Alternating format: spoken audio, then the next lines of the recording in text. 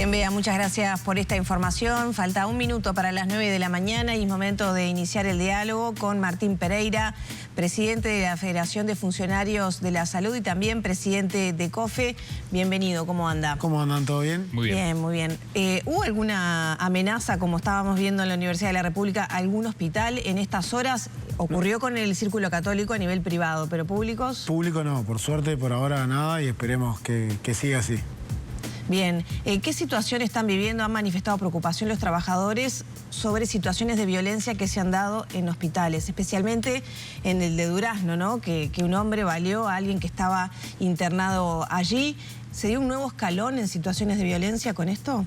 Bueno, la violencia que hay en la sociedad ha entrado en los hospitales, cosa que antes se mantenían algunos códigos y el hospital, el personal de salud que entraba a territorio era respetado por todo el mundo. Estuviera para lo que estuviera, siempre se respetaba al personal de la salud. Eso se ha perdido. En Durazno tenemos un caso claro de que fueron a asesinar a una persona adentro del hospital y hubo disparos dentro de un hospital.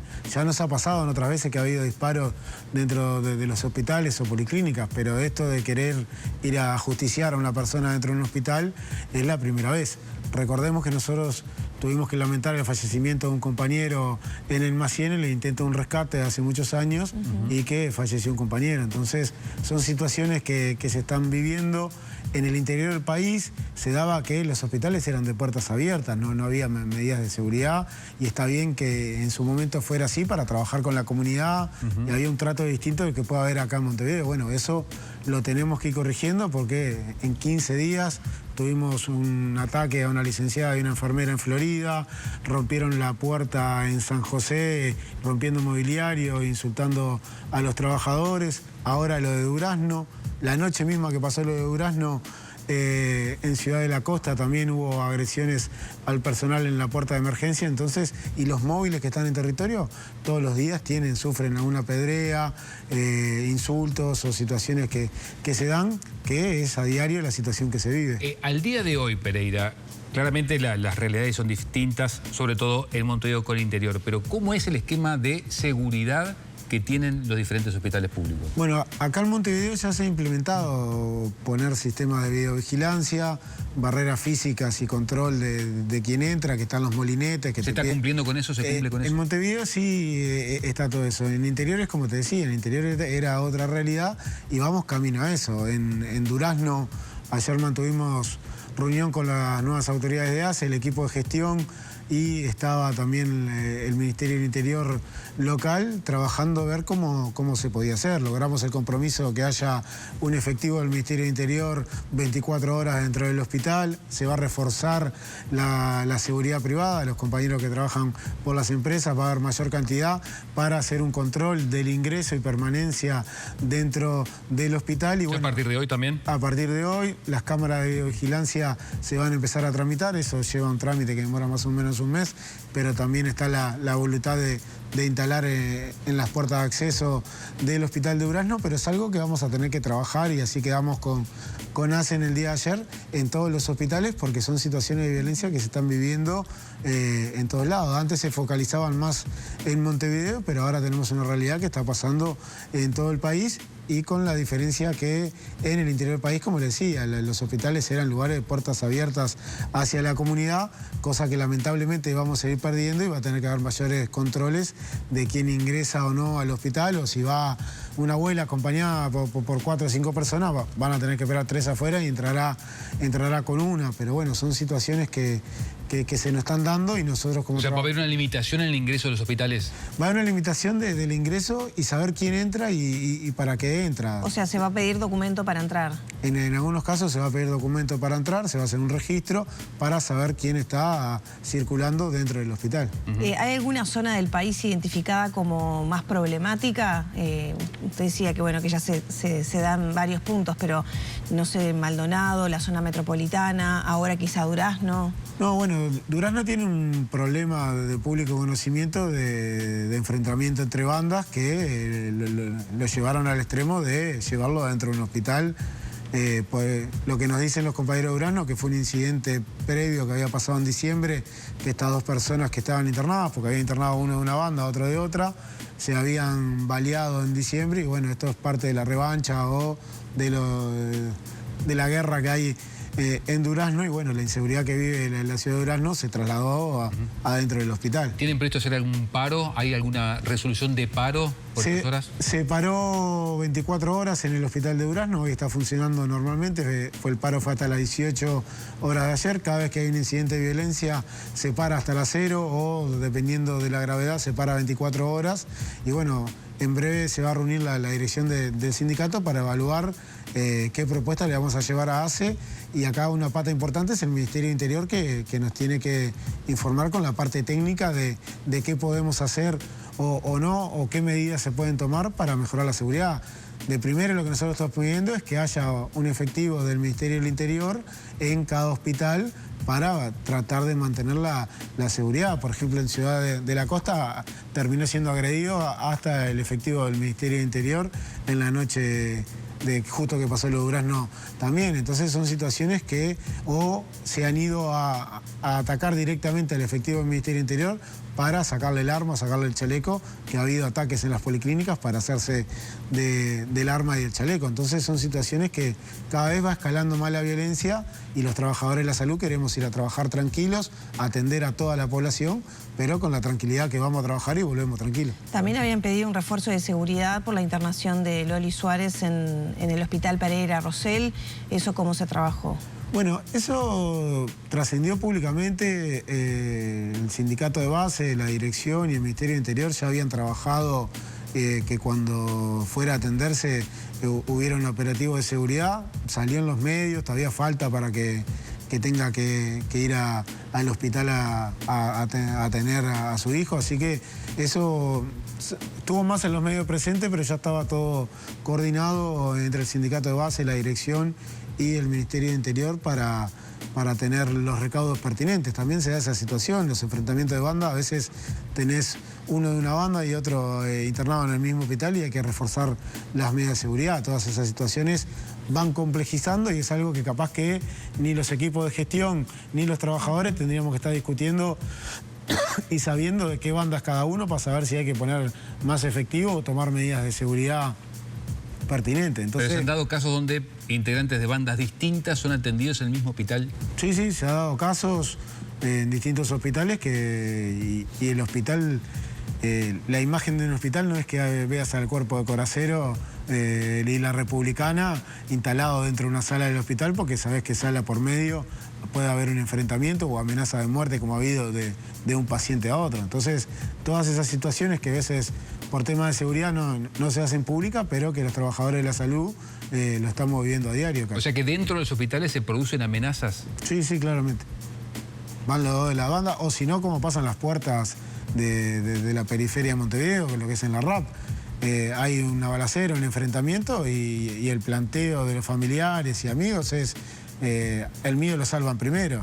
Son situaciones que los trabajadores de la salud se vive a diario, que son complejas y que estamos trabajando con esa presión arriba. Ahora, eso, ¿cómo ven ustedes que puede revertirse esa situación? Porque ni con 222 en la puerta, ¿no? Bueno, lo que se puede hacer es tratar de prevenir el control del ingreso para que no haya circulación libre dentro de los hospitales, las cámaras de vigilancia para tratar de disuadir, la presencia del Ministerio del Interior en todos los hospitales, también en forma de prevenir y de que pueda informar si ve algo raro o no, cosas que los trabajadores de salud podemos tener una percepción, pero son ellos los que saben realmente si hay sensación de peligro o no. Entonces, son todas herramientas para tratar de minimizar. Si va a pasar lo de Durazno y el intento es ese, creo que hay pocas herramientas para poder prevenir esa situación. ¿Han vivido situaciones así en el Pereira Rosell con niños baleados? Que, bueno, el personal recibe amenazas o que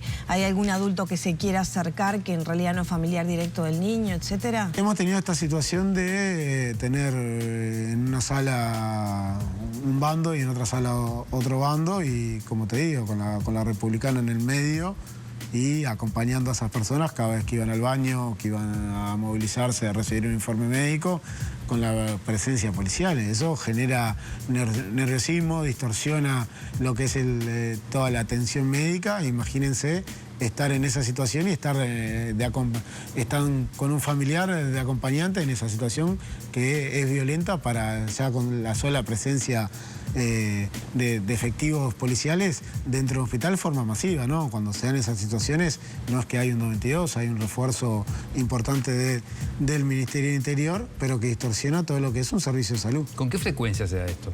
Y te diría que casi semanalmente tenemos algún hecho de estas situaciones. ¿Cómo es la situación en el Hospital del Cerro? Recientemente inaugurado, pero que suele recibir muchos casos de delincuentes que son baleados, en fin, actividad de bandas que terminan en diferentes acciones delictivas con personas lesionadas en el Hospital del Cerro. Es una situación compleja, ha estado el foco ahí en los últimos tiempos y genera mucho nerviosismo y hay operativos que salen en los medios, algunos, pero todas las noches, todas las tardes hay situaciones de estas de que llegan heridos, apuñalados o las barras rivales y se trabaja con esa presión arriba. Han hecho de violencia, que han roto la puerta de emergencia del Cerro, ya nos pasó y tienen una puerta metálica para trabajar, que no es el único centro, también en la periferia hay otros centros que tienen, antes las puertas de las emergencias eran puertas de vaivén para entrar rápidamente, hoy hay puertas de chapa, la reja esta que cae automática en el cerro cuando hay situaciones complejas y son medidas que se van tomando para tratar de proteger al personal y también de proteger al otro usuario que se está atendiendo en un centro de salud, muchas veces con niños, abuelos y demás, que son situaciones tensas que se viven y el problema que vemos es que cada vez escalan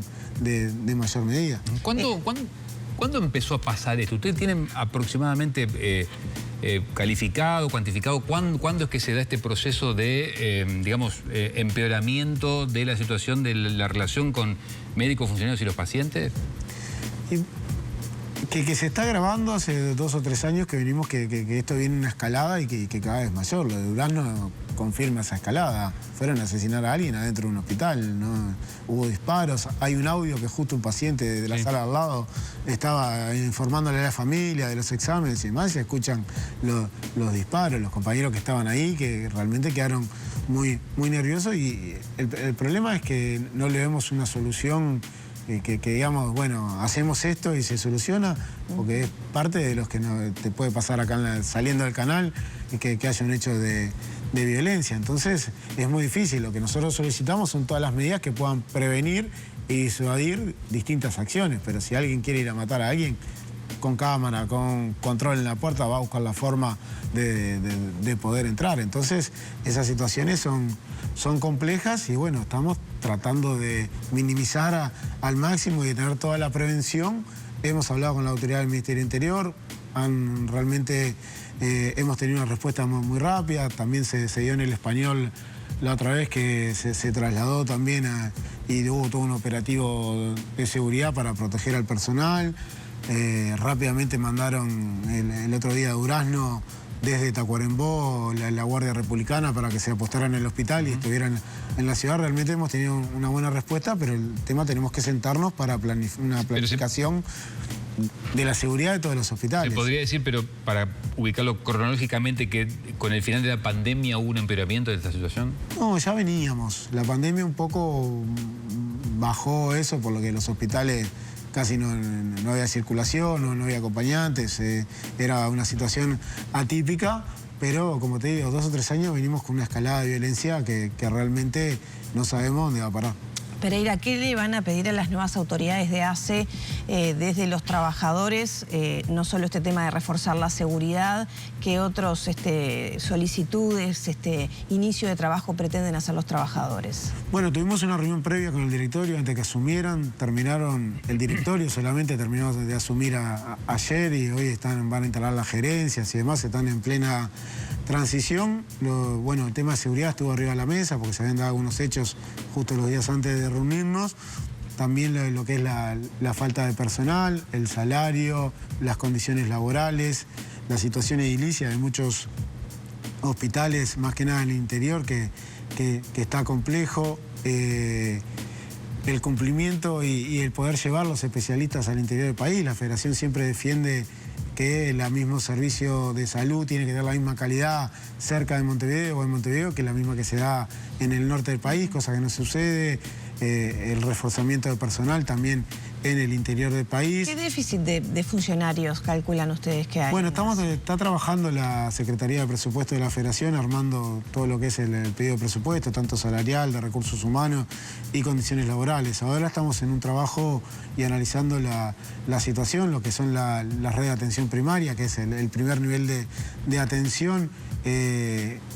Todos los gobiernos han hablado que hay que reforzar ese nivel, pero en realidad cuando vas a la prevención todo termina en el hospital de tercer nivel y bueno, hay que reforzar ahí. Bueno, estamos haciendo un trabajo de ver cuánto personal realmente estamos necesitando para que en los próximos meses, cuando empecemos a discutir el presupuesto, tener un planteo por parte de la Federación más acabado con el número de funcionarios que pedimos, con las propuestas salariales que pedimos y también es un viejo reclamo de la Federación tener una carrera administrativa. Hoy un funcionario entra y se jubila con el mismo grado de escalafón y hoy en día el mercado laboral ha cambiado. Ya no, los jóvenes no es que hay un llamado hacia el Estado y se anotan, sino que pasa en todo el Estado que priorizan tener una carrera para poder ir avanzando, que si alguien se forma, que se le reconozca. Hoy en ACE tenés un trabajador que entró, no se formó nunca más, y uno que constantemente se está formando y sus carreras son exactamente iguales. Bueno, en ese trabajo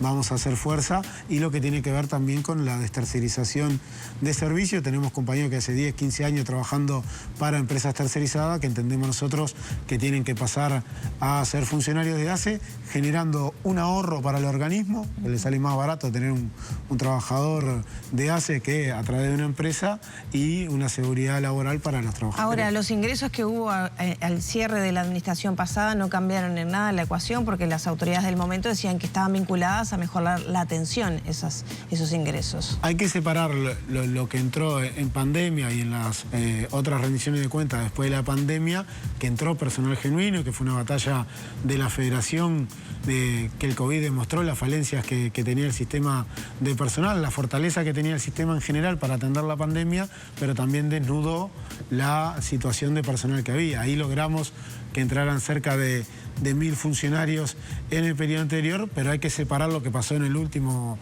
periodo de ACE, que se entró por amiguismo y se presupuestó a equipos de gestión que no sabemos con qué fin, porque los equipos de gestión vienen con un gobierno y se van con el gobierno, o si no, el reclamo de la Federación es que sea por concurso y bueno, el director ganó por concurso, tendrá que rendir cuentas y quedará pase el gobierno. No, hoy eso no pasa, hoy son designaciones políticas. Y estas designaciones políticas, en el último mes dentro de ACE, las presupuestaron dejándolos dentro del organismo.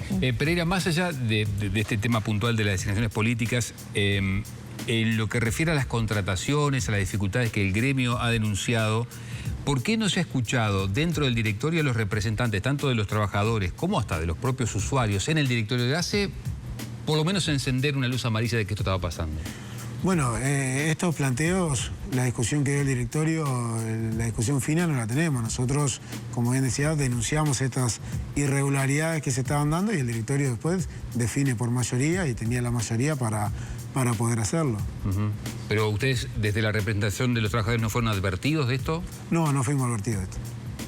¿No hay diálogo con la representación de los trabajadores? Bueno, la representación cayó. Ahora la Federación va a ir en un proceso eleccionario para elegir el nuevo representante de los trabajadores y había un cortocircuito con el representante que estaba anteriormente de no recibir información por parte de nosotros y de él manejarse autónomamente sin consultar con la base de trabajadores. O sea que la representación de los trabajadores tenía, digamos, cierta autonomía de la legitimidad de la Federación. Exacto, él fue suspendido de la Federación y hay un proceso que está abierto dentro de la Federación porque era afiliado a la Federación y fue electo por los trabajadores afiliados a la Federación. Bien, le saco el traje de la Federación y le pido que se ponga el de COFE. ¿Cómo están viendo esta pretensión del gobierno que ya hoy trasciende en Búsqueda y en la diaria creo que también? La determinación ya del gobierno de modificar el decreto reglamentario de la LUC vinculado a las ocupaciones. Supongo que lo ven bien. Sí, lo vemos bien. Nosotros, la ocupación es una medida que no se toma todos los días y que en el relato se quiso mostrar como que, bueno, había ocupaciones todos los días y que era desmedido y que por eso había que ir hacia esa legislación. Nosotros entendimos siempre que es parte del derecho de huelga de los trabajadores y COFE tuvimos una ocupación del Ministerio de Trabajo en el periodo de gobierno anterior y cuando entendemos que hay que llegar a esa medida, que como te digo, es una de las últimas medidas que tomamos dentro de los sindicatos, entendíamos que teníamos la legitimidad para hacerlo, más allá de que estuviera el artículo de la LUC que se había planteado por el gobierno anterior. Vemos con buenos ojos que se legisle y que todos tengamos las reglas claras de cómo funciona o cómo no, porque el relato generó que los trabajadores eran agredidos y demás. Cuando se está ocupando se suspende el trabajo, en el caso de los públicos. Entonces no hay ese enfrentamiento de trabajadores contra trabajadores que se quiso poner y bueno, creemos que esto termina... En el cambio igual se deja el derecho a quienes no quieren adherir a esa medida. Siempre tienen derecho los trabajadores que no quieren realizar un paro o realizar cualquier medida, siempre tienen el derecho de no hacerlo o hacerlo. Va en cada uno, si entiende que pertenece a un colectivo y ese colectivo define tal situación, una medida, un paro, una ocupación o un corte de calle, lo que sea, puede adherirse o no puede adherirse. Después no hay, se discutirá, se tratará de convencer a ese compañero de por qué no lo hizo.